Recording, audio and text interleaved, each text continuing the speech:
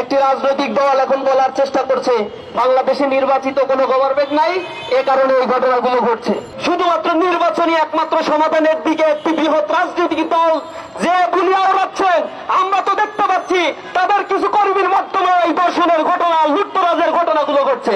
নারীদের যে সাংস্কৃতিত্বের নিরাপত্তা, এই বিধানের ক্ষেত্রে যদি ঐক্যমত পোষণ করতে না পারেন, এই বাংলাদেশের রাজনীতিতে আপনাদেরকে মাইনাস করা হবে। জনগণের নিরাপত্তার জন্য রাজনীতিবিদরা ঐক্যমতে আসার চেষ্টা করেন। আমরা তরুণ সমাজ এই দৃশ্যই এই বাংলাদেশে দেখতে চাই। এদেশে কোনো হত্যা, খুন, গুম, কোন ধর্ষণের সংস্কৃতি এই যুব সমাজ, এই তরুণ প্রজন্ম আর দেখতে চায় না। একটি স্বাধীন ভূখণ্ড, 50 বছরের অধিক যে সময় আমরা পার করেছি, এরপরে এসে আমাদের দেশে ধর্ষণের বিরুদ্ধে মানববন্ধন করে এদেশের কর্তা ব্যক্তি এবং এদেশের মানুষদেরকে সচেতন করার জন্য আমাদেরকে ধিক্কার জানাতে হয়।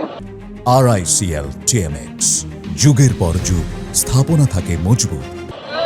আমরা লজ্জিত হয়ে পড়েছি। আজ যখন আসিয়ার দিকে আমরা তাকাই, তিনি বাইরের কোনো মানুষের দ্বারা ধর্ষিতা হন নাই, তার ঘরের মধ্যে ওই নারীর জন্য নিরাপদ অবস্থান তৈরি করতে সমাজ ব্যবস্থা পারে নাই। এটা আমাদের জন্য বড়ই লজ্জার, এটা আমাদের জন্য বড়ই লজ্জার একটি বিষয়। আমরা লক্ষ্য করেছি এই ধর্ষণের সংস্কৃতি বাংলাদেশে নতুন নয়। 2016 সাল থেকে 2020 সাল পর্যন্ত সরকারের হিসেব মতে এই দেশে 26,695টি ধর্ষণের মামলা রেকর্ড হয়েছে।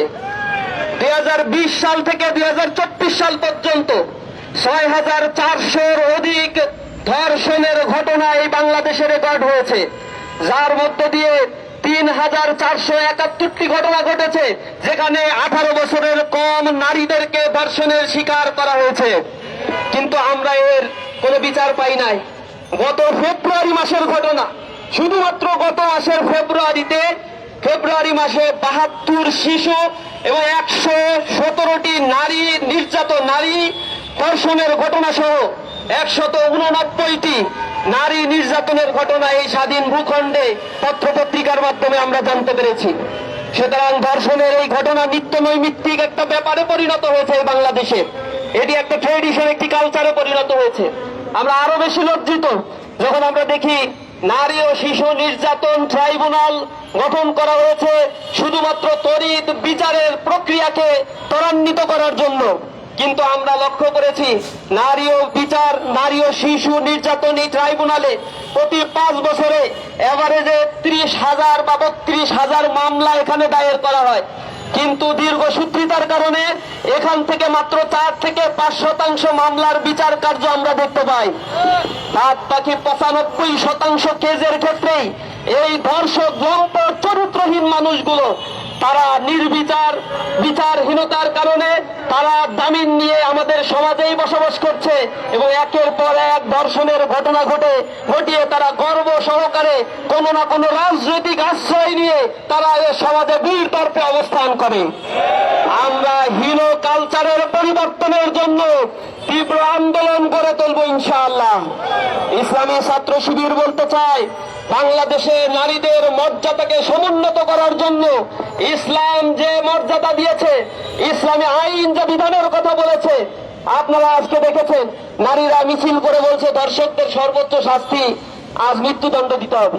এটা 1550 বছর আগে ইসলাম বলে দিয়েছে ধর্ষকদের শাস্তি হবে পাথর মেরে প্রকাশ্য দিবালোকে তাদেরকে হত্যা করতে হবে। তাহলে এই বাংলার জমি আর কোন ধর্ষকের জন্ম হবে না। কিন্তু এই সংস্কৃতি আমরা দেখি না। একটা ধর্ষণের মামলা নিতে গেলে যে কাহিনী করা হয়, একটা ধর্ষণের মামলা দেওয়ার পরে 7-8 বছর চলে যায়, সেই মামলার কোনো সুরাহা হয় না। আমরা এই বিচার ব্যবস্থাকে ঢেলে সাধারণের জন্য সরকারের প্রতি উদাত্ত আহ্বান জানাচ্ছি। আমরা আরো উদ্বেগের সাথে লক্ষ্য করি, কোন ঘটনা ঘটার পরে বাংলাদেশে একটি রাজনৈতিক দল এখন বলার চেষ্টা করছে বাংলাদেশে নির্বাচিত কোনো গভর্নমেন্ট নাই, এ কারণে এই ঘটনাগুলো ঘটছে। আমরা আরো লজ্জিত, এদেশে সেই জুলাই বিপ্লব পরবর্তী যে জাতীয় ঐক্যমত গড়ে ওঠার কথা ছিল, এই ঐক্যমত গড়ে উঠলে এই জাতীয় ধর্ষণ, ছিনতাই, লুটেরাজদের কোন স্থান এই বাংলাদেশে হতো না। কিন্তু আমরা সেই জাতীয় ঐক্যমতের বিপরীতে গিয়ে শুধুমাত্র যে কোনো ঘটনা ঘটলেই শুধুমাত্র নির্বাচনী একমাত্র সমাধানের দিকে একটি বৃহৎ রাজনৈতিক দল যে বুলিয়া উড়াচ্ছেন, আমরা তো দেখতে পাচ্ছি তাদের কিছু কর্মীর ধর্ষণের ঘটনা, লুটতরাজের ঘটনাগুলো ঘটছে। আমরা স্পষ্টভাবে বলতে চাই, এদেশের মানুষকে নারীদের সার্বভৌমত্ব, নারীদের যে সাংস্কৃতিত্বের নিরাপত্তা, এ বিধানের ক্ষেত্রে যদি ঐক্যমত পোষণ করতে না পারেন, এই বাংলাদেশের রাজনীতিতেও আপনাদেরকে মাইনাস করা হবে। জনগণ আপনাদেরকে সমর্থন দিবে না। জনগণের পালস বোঝার চেষ্টা করে, জনগণের নিরাপত্তার জন্য রাজনীতিবিদরা ঐক্যমতে আসার চেষ্টা করেন। আমরা তরুণ সমাজ এই দৃশ্যই এই বাংলাদেশে দেখতে চাই। এদেশে কোনো হত্যা, খুন, গুম, কোন ধর্ষণের সংস্কৃতি এই যুব সমাজ, এই তরুণ প্রজন্ম আর দেখতে চায় না।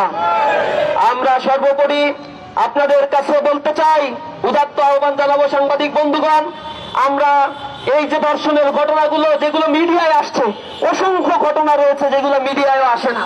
মিডিয়া আসা এই ঘটনার হিসেব করেই আমাদের পিলে চমকে যায়, কিন্তু প্রত্যেকটি প্রত্যন্ত অঞ্চলগুলোতে প্রতিটি জায়গায় যে ধর্ষণের ঘটনাগুলো নীরবে নিভৃতে ঘটে যাচ্ছে, কত মেয়ের বোবা কান্না, চোখের পানিতে এই জমিন শুদ্ধ হচ্ছে, তার কোনো হদিস আমাদের জানা নাই। এই ধর্ষণের ঘটনার জন্য শুধুমাত্র আইনকে শক্ত করা একমাত্র সমাধান নয়। আমরা বলছি অশ্লীল কালচার, যে ওটিটি প্ল্যাটফর্মের মাধ্যমে ফ্রি সেক্স লিভিং টুগেদার প্রথা এই সমাজ ব্যবস্থাকে পিছিয়ে তুলেছে। অক্টোপাসের মতো চারিদিকে যে অশ্লীলতা ছড়িয়ে দেওয়া হচ্ছে, তারই এক প্রতিচ্ছবি এই লজ্জিত বাংলাদেশ, এই ধর্ষণের বাংলাদেশ দেখতে হচ্ছে।